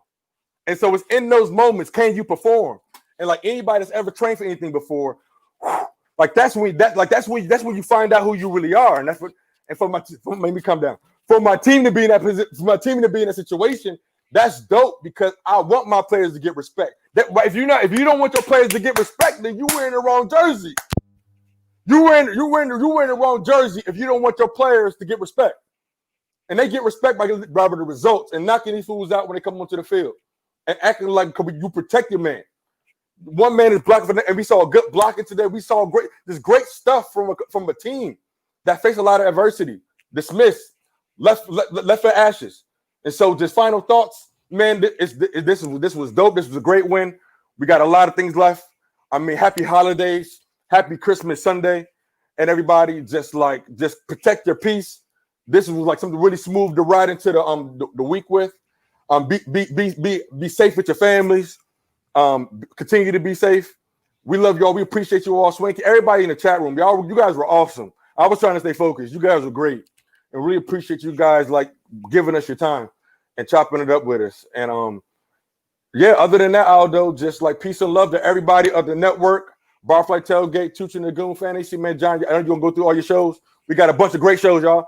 And so talk about them, fellas. Be cool. Guess that brings up my time, doesn't it? So, Chicago Bears have a tendency to do this to me. They play with my emotions. And for the past 6-7 weeks, I have been wanting to burn this house down. And now all of a sudden, I find myself putting up the Owens Corning flame-resistant insulation on this house because they have a chance to do something that we didn't think that they were going to be able to do this year. So this was a big win. I said last week, it was a good win over a bad team that I thought gave up. This week was a team that was playing for its playoff life, just like the Bears were, and the Bears came out on top on the road. That is a big win. Not taking anything away from that, and that's what they need to do to keep their season alive. I appreciate the fact that this team did not fold up shop 4 or 5 weeks ago when they went on this losing streak, and they keep playing hard, and that is a testament to the head coach. As much as I do criticize Matt Nagy and this coaching staff and this franchise, the fact that the players are still playing as hard as they are for this coach and their playoff chances and for these fans who can't even go to the stadium, I appreciate that, and I think that that should be noted.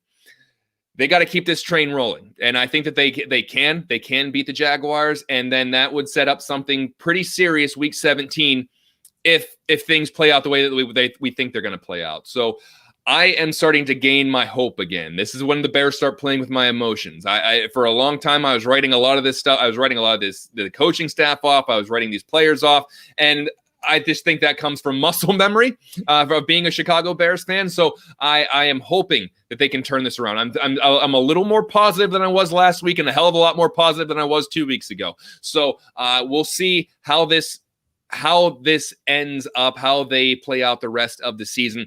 But I am hopeful that this can end on a high note one way or another. So I hope that this was an early Christmas present to a lot of you listening. And by the way, thank you for everyone that sits and listens to us just yell at each other for an hour and a half after every Bears game. This is so awesome to have this many people in the chat room. I feel like we're having a big, like you said, in a bar room, having a big discussion about it. It's all in good nature. It's all in good fun. We're all friends. We're all family here. And this is just, it's great therapy, win or loss for Bears fans. And I can't believe that we get to do this and talk to everybody in the chat room, talk to you guys, this in the fact that I'm doing a post-game show for the Chicago Bears. And this is awesome. So I appreciate each and every one of you. That's what I'm thankful for going into the holiday season. I hope everybody has a safe holiday season.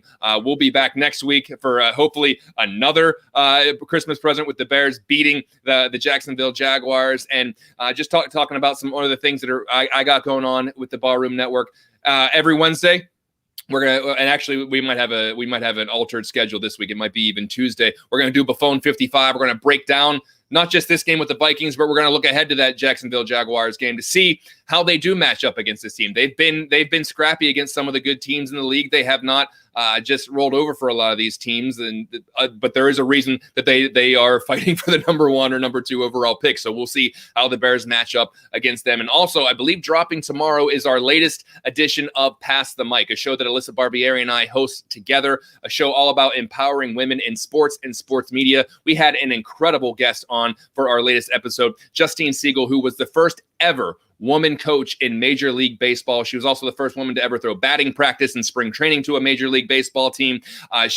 If I listed all of her accomplishments, you'd be amazed that I'm still talking about one person, because she is a consultant for the new A League of Their Own baseball TV series that's coming out. She was a baseball consultant for that. She was a mental health coach for Team Israel in the World Baseball Classic. And just for the hell of it, she got a PhD in sports psychology. And she was doing this all while people were telling her not to do it. I'm not gonna spoil too much of it, but one of her coaches, because she was a baseball player as well, and one of her coaches told her that she needed to quit because she would never be accepted. She was also whenever she was a coach for a team about a decade ago, she was told that she couldn't be in the clubhouse anymore, so she had to eat her lunch out in the hallway outside of the clubhouse. And there's a really interesting story that she tells about that. So I ask that all of you guys, all of our listeners, and please tell your friends about it, to listen to this episode of Pass the Mic and go back to listen to all of our shows as well, because they are not time sensitive. They are all unique stories about how these women got to where they are at in their career. And on the latest episode, we also talk about Jeannie Morris, who has recently passed away as well, a Chicago icon. That was a good discussion we had as well. So please check out Pass the Mic. Buffon 55 will be dropping this week as well. And as always, make sure you check out the Bears post-game show here, Bear Football on the Barroom Network. I appreciate everyone that listens. If you've listened to one show or if you listened to 100 shows, I don't know how many shows we've done, but it's just, if you listen to one or a million, I appreciate each and every one of you, and I'm truly thankful for all of you at the Barroom Network and our listeners. So Aldo, I'll pass it over to you to take us home. Yeah, both of you guys said enough for me to keep my comments really short. I want to wish everybody a happy holidays, a Merry Christmas, a Happy New Year. Whatever holiday you're celebrating now, I'm hoping that you have a really, really good time, a safe time with your family and the people that you love. And thank you for letting us be a part of your existence. And we love talking sports here. We've got a great show about Chicago Bulls basketball. Mark Shanowski and David Schuster, those guys have been covering the Chicago Bulls for decades and the NBA for decades. Those guys know their stuff. We're doing a new show tomorrow afternoon that will be on our podcast network, and also here on YouTube. So make sure you tune into that. It'll be tomorrow mid-afternoon. Before that, Greg Gabriel, who used to be the college director of scouting for the Chicago Bears. This guy knows his Bears football because he's been working in the NFL for decades. He and David Schuster will be talking about this game.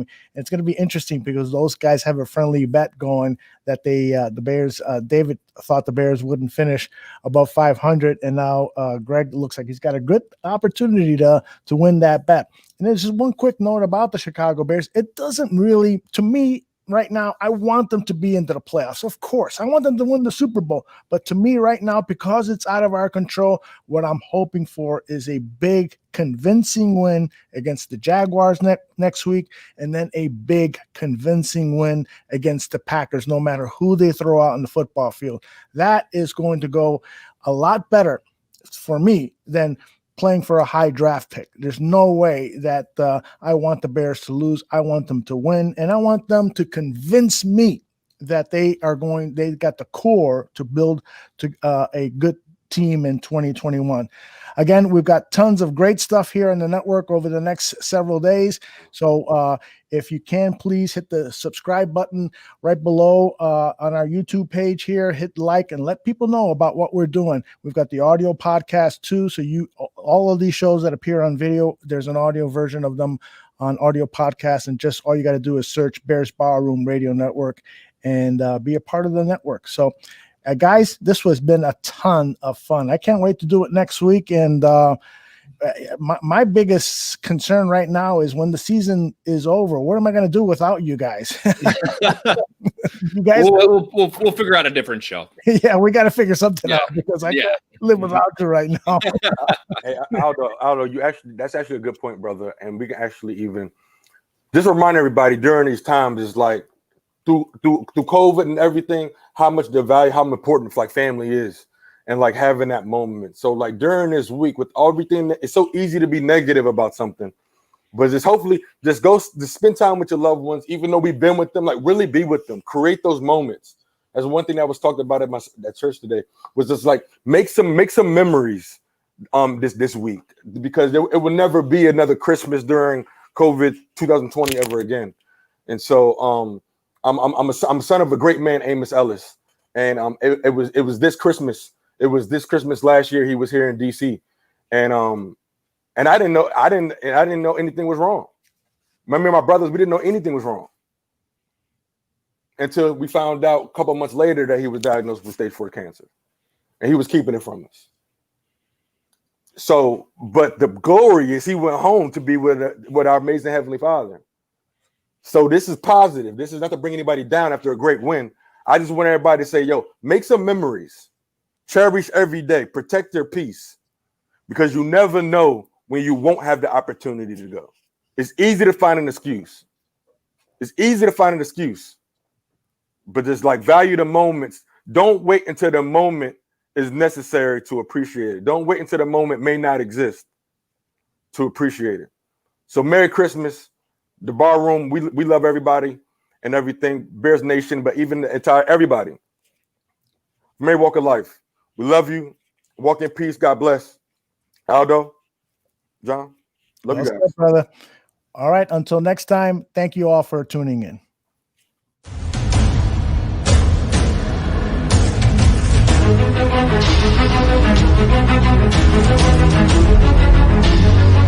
Thank you.